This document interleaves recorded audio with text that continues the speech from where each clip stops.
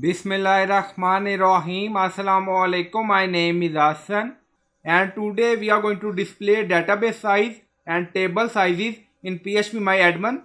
Before starting work, it's my request, please subscribe my channel. Thank you. Now back to our work. So we are in PhpMyAdmin. Now go to SQL. So click on it and then we are going to add query. Now paste and you will find this query in video description or in comment section.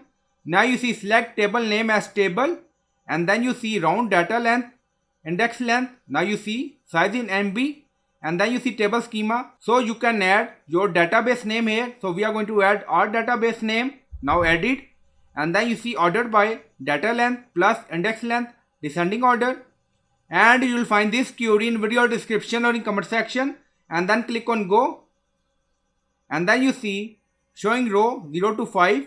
So this is a student table, order table, size in MB. Now you see 0.03, 0.03, courses, table, 0.02, size in MB.